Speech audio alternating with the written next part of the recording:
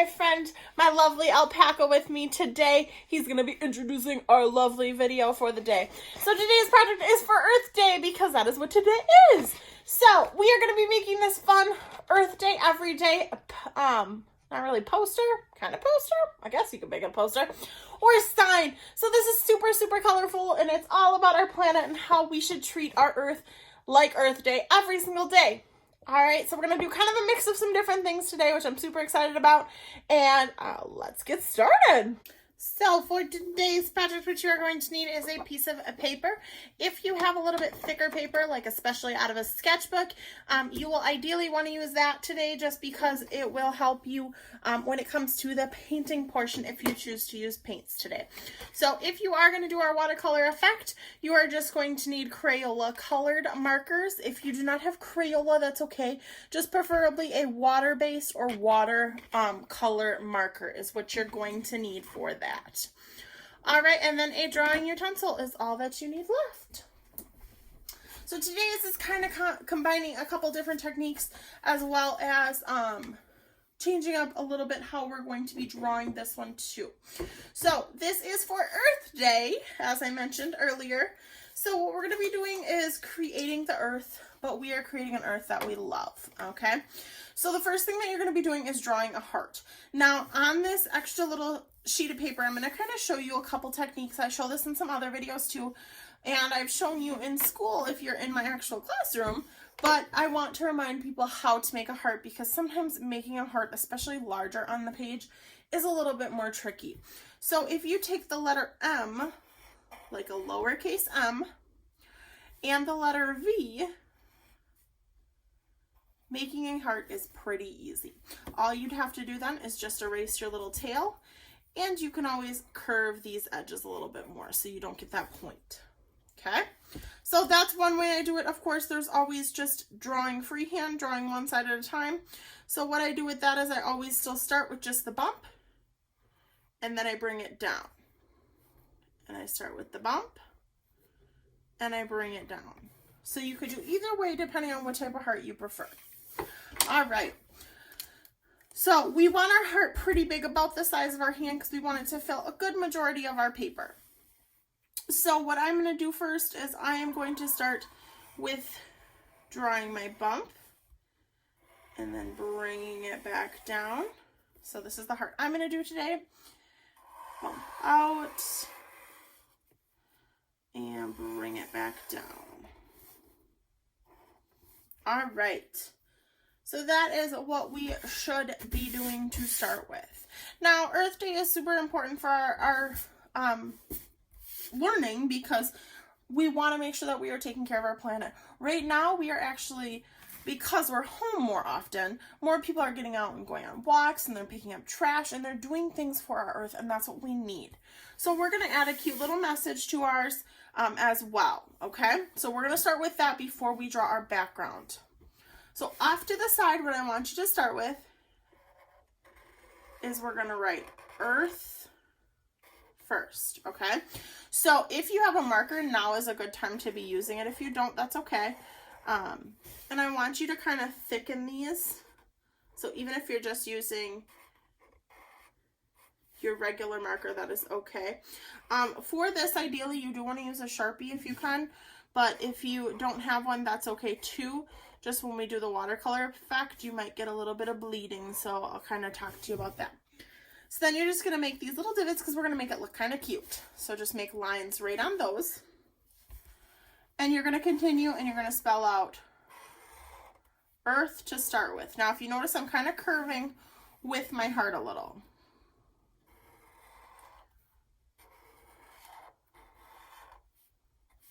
So I'm going to draw all mine out first. Oops, I want that a little longer.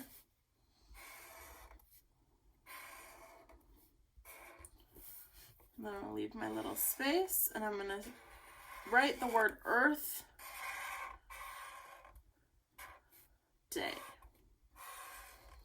Okay, so again, I'm going to go back through now, and I'm just going to thicken these up. So that's why having a marker, this definitely helps. If you're using a pencil, that's okay. When it comes time to color, you'll want to thicken those back up as well. Okay, so we're going to add these little divots kind of to create a cool font on every letter. So you can just kind of follow along with what I'm doing. They always go on the bottom of letters, and they usually will go on the tops or the edges. So kind of where any of your letters meet that aren't coming to a point in like the intersection.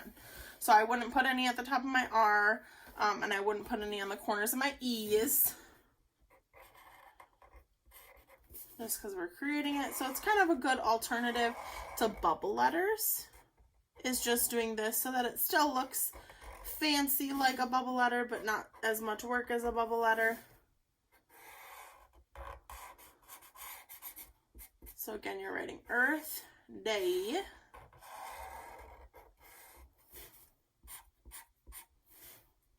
Thicken that up nice.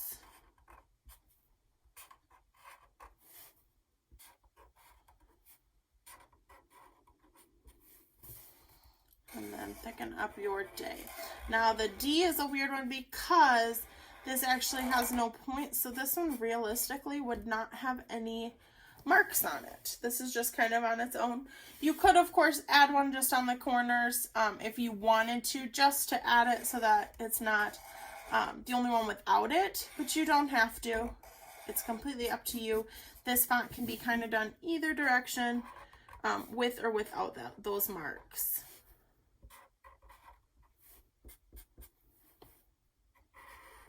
You want to make sure if you are using a Sharpie and your paper is kind of thin, make sure you're not bleeding through. I'm using my desk, which you can kind of see has marks all over it that come off when I clean them, but I figured for these videos I can just continue adding to my little bit of mess there. Okay, so it says Earth Day, and then we're going to continue down at the bottom, and we're going to write every day, okay? Because it should be Earth Day every day, because we need to take care of our planet, and that is important that we are doing that. And that's why you guys always know too, if you're in my classroom, I never let you take a second piece of paper when we make a mistake and make projects, because we don't need to waste paper. We can always find uses, and we always recycle if we do have something that is not usable. So if there are small pieces that we don't have, that we can't use anymore, usually I have you put them in that box, or I have you put them in a recycling bin, because we can always make art with recycled things. And even some of these drawings, I actually have drawings done on the back of some of these papers because I make mistakes when I'm sketching a different thing, and so I start a new piece of paper, or I just flip it over. And sometimes on my final drawings, if you flip them over, there's usually a mistake, whether I was recording and made a mistake, or forgot a step, or realized that step might have been confusing or too hard. Sometimes I'll have to start my video over, or like I've done some where I'm writing on them and I spell something wrong because I'm talking as I'm doing it. So then of course there's no point in wasting the paper, and since I'm using Sharpie, I can't erase, so that's my only bad thing with using the Sharpie. But I use a little bit thicker paper so that if I need to flip it over, the Sharpie has not bled through. So I try to save as much paper. And you notice on my scrap piece of paper, if I have pieces that I've messed up on or whatever, I just use them for scrap pieces for other demos and all of that too.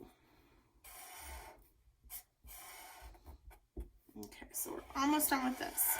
So then what you're going to need is, if you do have a ruler, you can use a ruler for our background, but you don't need to. You can just kind of wing it as far as your lines that we're going to add go.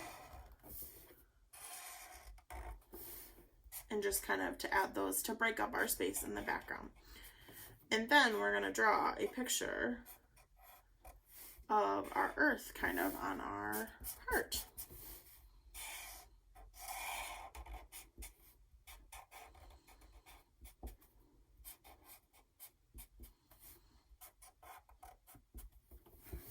All right, so it now says Earth Day every day.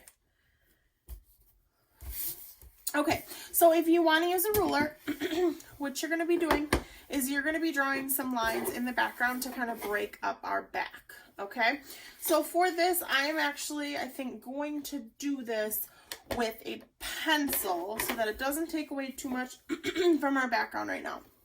Okay, so I'm going to start, and I'm going to kind of go corner to corner. And this you're just going to want to draw lightly. So you're going to draw a line through until you hit that heart. And then you're going to continue, okay? So I can draw it over top of my words, but I don't want to draw it over top of my heart. All right, so again, I'm just starting in kind of like the corner to corner, the X to X is what I'm working on right now. And then you can kind of break up however many you want. So I think I'm going to do, I might do, how many colors do I have? I might just do 6. So I'm going to do it just like that. And then I'm just going to break it up just like that. That way I can have a cool, maybe like a cool, no, I'm going to do 8. I lied. Changing it up. So that's the fun part about art, is you can just do so many cool different things. Okay, so now I have my background broken up into different pieces, and later you can take like a ultra fine Sharpie, so even the thinner Sharpie, and outline it, but you don't have to. You can just kind of leave it that way as well. But now we're going to draw our earth on it. So of course we're not going to draw each little tiny continent, which is the landmass. Instead, we're just going to kind of draw the basic portions of it. So I'm bringing one up so that I have one to reference. So what we're going to do is, of course, we're going to start with our continent. So our continent is kind of just like shaped where it comes down, and it actually meets up with South America kind of down at the bottom. And then we kind of come out and we meet up. And actually there's, of course, some Florida. So we're going to kind of draw like a little design down that way. Then we kind of go like that. And then it wraps around, blah, blah, blah. Whoops. And so we have just kind of our general continents. Like so. Then if we were to go the other side, there's a nice big continent over here. Like so. And you can kind of break it up however you want to too. We're just getting the general gist of this, just to kind of have some green on there. So if you want to look at an actual globe, go ahead. That would be awesome. But of course you don't have to. We're just kind of getting some land masses on there. Okay. So again, I drew that with pencil first just because I knew I was going to kind of mess up some parts of it. And then you can kind of go back and draw with your Sharpie over top or your marker. Okay, so next what you're going to need is, again, you need the watercolor markers or some sort of Crayola marker. You are going to need some water and a paintbrush as well if you want to do this method. If you don't, again, that's totally fine. You do not have to, okay? So I am, oh, I don't know where my ultra fine Sharpie is. So I am just going to leave my background for right now and move on to my next step. So here's where I'm going to do my outlining for my colors, okay? So using your markers,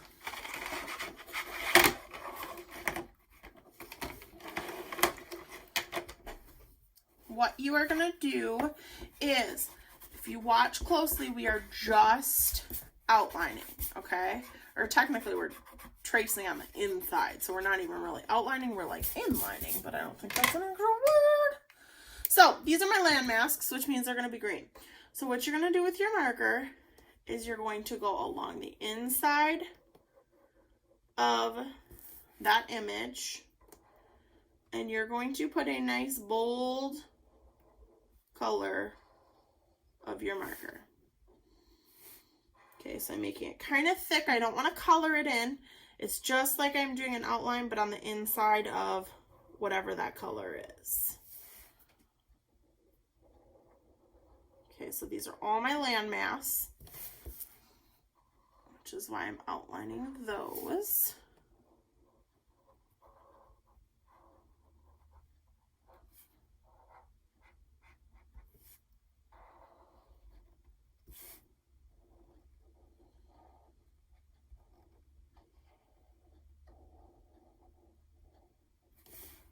just like so.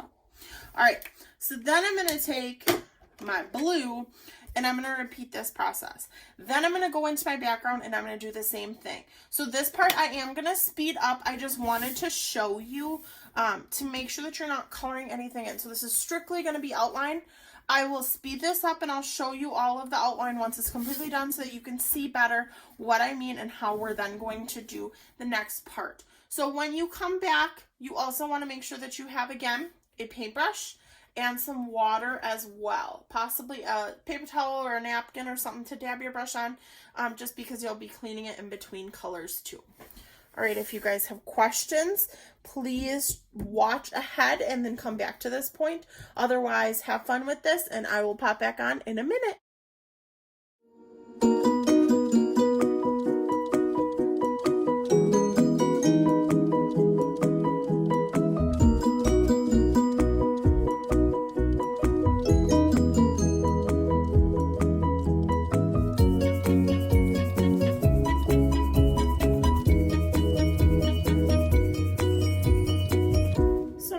Have it all outlined. So if you notice, I took just the color and just outlined so that when then I do the next couple steps, it'll blend in and look just like a watercolor.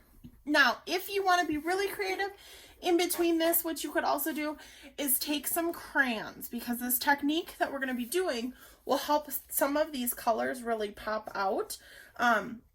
So you could take a crayon of whatever color kind of colors you want, and you could kind of do some different patterns in these spaces so that when we do the next step, it will kind of pop out a little and give some kind of more dimension to our picture that we're drawing.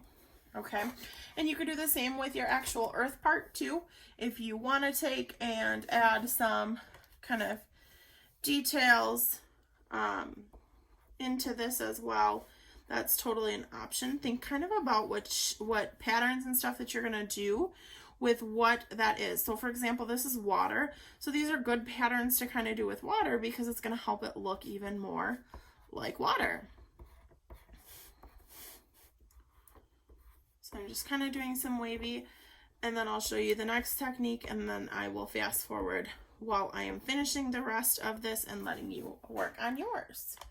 Okay, so once you do have your everything outlined, and you also have, if you want to do some of your designs done, then you have those, then you just need water, paintbrush, and you are ready to start. So you're just going to be dipping your paintbrush in water, and then you're going to be putting it in your color for whatever that section is. So then you just pull your color into that area. So if you notice, I'm not just painting the middle because I'm not going to get anything. You have to pull some of that outline color in. And if you're not getting a lot of color, just kind of keep going over it with a little bit more water and stuff, and you'll get that really, really nice, rich color. But all you need is just water. Okay, so I just finished that part. And I did one other section just so you can kind of see. So in this spot, when you get to this, if you did not use a Sharpie for your Earth Day every day, then you are going to have to be just super careful, because if you go into your black, it might smear a little. You'll have to test it. And if it does, just go kind of more around it. That's okay too. All right, I'm going to fast forward through the rest of this part so that I can show you what it will look like when it's all done. All right, have fun.